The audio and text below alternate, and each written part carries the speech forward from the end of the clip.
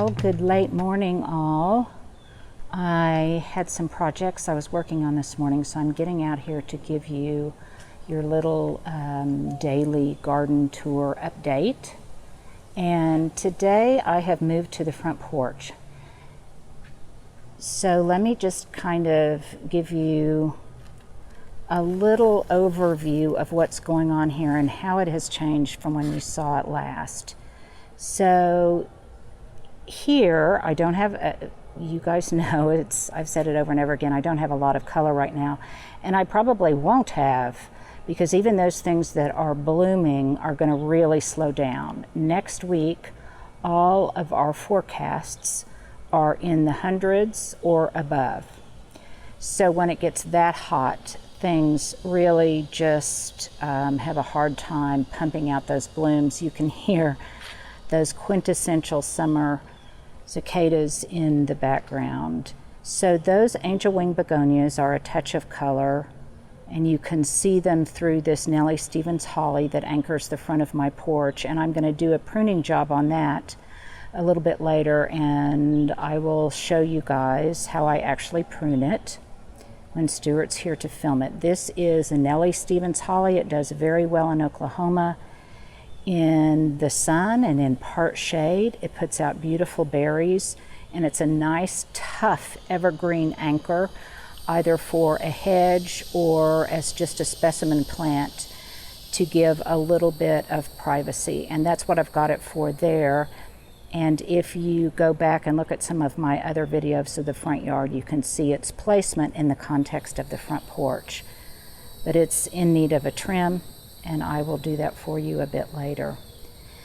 So then over here is this. Let me remove. We've had so much wind, and now as a sign of heat and drought stress, plants start dropping their leaves, and that's a sure sign of a stressed plant from the heat. Not necessarily that it's going to kill them, but they're definitely not liking it. Just like we gardeners do not like that kind of intense heat and stress. So this is an iron plant stand that has been here for a long time. I'm gonna say 15 years. And it's metal, and then there is a plastic liner on the inside. I think there was actually some kind of rectangular storage container, let me see, that I punctured holes in to form fit and make a liner for this wrought iron stand. And it's just filled with ivy, and the ivy has been in here for years.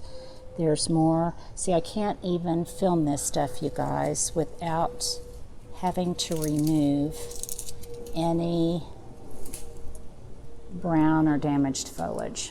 So I will tend to that a little bit later. And it is doing very well, and periodically that ivy will start to climb a little bit. But this has been here, and it stays out all winter, and it's been there for many, many years. And then I've got a Green Mountain boxwood that was relocated from the back. And boxwoods do transplant relatively easily. I have to tell you a story. My mailbox, this is an old house, and my mailbox slit, I don't know if you can see it with the light, is behind there. There, you can see it, is behind this boxwood. And yes, you can access it when I move the bench, so the postman can get to it. But one summer I was reaching to get my mail, and unbeknownst to me, there was a wasp's nest that was taking up residence in this boxwood, and I got bitten big time. Talk about a surprise. Now I know to check periodically to make sure there's no unwelcome inhabitants in there.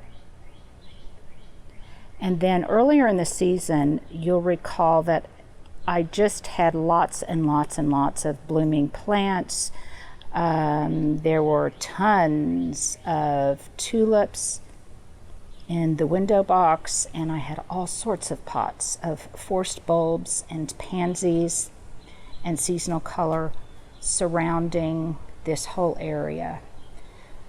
Well, in spring and early summer, I just want more pots, more topiaries, more everything. And then as soon as it gets hot, I want less. And so that is reflected in the plantings everywhere, including my front porch. Now, I have intentionally left out this blower because so many of you ask about it, and I will put a link below. This is a lithium blower. It's battery operated. I love it. And one thing I may not have mentioned about it in the past is that it has a turbo setting on it. So even when there are leaves that are kind of glued to a wet surface that sometimes can be hard to remove with a blower, it can remove even those. It is just really wonderful. I used to use a works blower, which is much smaller and lighter, but this one is not that much heavier. It holds a charge much longer, and I really love it. I love all of their power tools, and I'm actually going to do a long video on all of them because their batteries are all interchangeable. So enough of that commercial, but I know so many of you will ask, and again, I will put a link at the bottom. And because you have asked, I'm trying to answer as I go along with these the questions that you have asked in the past, and I anticipate you will answer or ask in the future. This bench is teak, and it came from Smith & Hawken. I got it years ago. And this tutor came from an antique shop, and it has been there for a very long time. And sometimes I put pumpkins. I fill it up with pumpkins in the fall. The window box, you may recall, and if not, you can go back and watch the video. I planted this. Let me back up. This is a testament to having a little bit of faith, which I don't normally have in the garden sometimes. I am a great risk taker, but I'm not always optimistic about whether or not something will actually come to fruition and succeed. But these tiny little brown desiccated turds, if you will, of white Christmas caladiums that I got from just Home Depot, and some of which I removed later because I thought they were going to do anything. And I planted in its place some wonderful carex, Everglow carex. It's a southern living plant, in anticipation that they wouldn't come up. But they have done marvelously. They are so happy. They are beautiful. And this is at a time of year when conditions are just miserable. And I am anticipating that all of the pink begonias that echo the begonias that are by my door, hanging by my door, when these come into bloom later, when it's not so prohibitively hot, I think it's just going to be a beautiful pink and white montage. So I should have had more faith in those little dried out corms of caladiums because they're really beautiful. I now am planning on doing them in my back window box. Next year I'm going to be a caladium planting fool. And I've just done a little bit of pruning and garden hygiene on the lamium and the variegated ivy and this gorgeous golden heuchera or coral bells that cascade over the side. And this stuff, along with the boxwoods, stay in place year round. And the only thing I change out is the seasonal color. I did plant, I can't remember if I told you or not, I did plant in the corner a clematis. I can't remember the variety, I'll have to check. It's one I'm not really familiar with. It's similar to President. It's that beautiful lavender blue. And then at the base, I just took some cuttings from the angel wing begonias and put them in these pots, and they will grow. And by fall, they should be really beautiful. And these pots stay in place year round.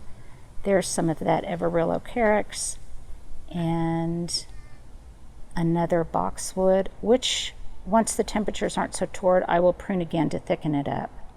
but there's ivy growing at the base of that as well. And then over here is a little bit of foreshadowing. I'm going to do, for those of you that find it difficult to grow boxwood, or you're looking for boxwood alternatives, I'm going to do a whole video on just that, alternatives to boxwood. And this Distillium, this stuff is from Southern Living, and I'll provide the appropriate links later when I discuss them. But this is a plant I have heretofore not been familiar with, and I think I'm really going to like it, especially if it performs. So I'll give you all of the details on that a bit later. And you can just see I just watered. I am actually going to put up my hose today, you guys. But you can see from the wet surface of the porch floor that I just watered. Now, as hot as it is, I still only hand water the front about every other day or every third day, depending on how hot, windy, and dry it is. And that tree right there with the planed lateral growth is a double file viburnum. I've mentioned it before, but undoubtedly someone will ask again, and it blooms lovely white flowers in the spring. It reminds me of dogwood. But I only water about every other day or every third day, and obviously when the temperatures are cool, even less than that. And then typically whenever I water, that same day I blow off the front porch. And I could easily, because of all the dropping leaves in the front and back, I could easily do that daily. And I will probably do a video that describes the kind of garden tasks that I do on a daily basis. That don't take any time at all. I don't want you to think that I'm that fastidious, but there are some things that are very easy to do on almost a daily basis. So let me come over here and show you some other plants. These are Nightlights chemiciparis. These are Southern Living plants. I've showed them before, and they're a wonderful alternative to lemon cypress. And I've got them in 3 smaller pots here. Eventually I may plant them all together in a long rectangular pot. I'm not really sure. That topiary form came from Gardener's Supply, and if it's not available now, I got it a couple of years ago, if it's not available now, look at other forms that they may have. And then again, in anticipation of some future planting projects, I've got masses of, I think it's called buttered rum heucherella from Southern Living, that I'm going to do some planting projects with later. But right now I just like the way that it looks, and I love the color of the underside, that kind of mauve color of the underside. That's something that is sometimes underappreciated in plants, I think, is the underside of leaves. And then just a pretty pot of moss with a singular plant in it. I think that's a little hellebore. So there you go, a little update and some anticipatory teases about what's to come. If you've got questions, just put them below. I'll try to answer them. I've been busy. I've just launched LVTV, or I'm getting ready to launch it. And if you want to get on a waiting list, then go to lindavotter.tv to get on the waiting list. And on Sunday, I'm going to be doing a long video explaining what it is and how it's going to be alike, but also very much different from what I do here on YouTube and on Instagram. Basically, it involves you guys. I want it to be much more interactive. So there you go. Have a lovely Wednesday.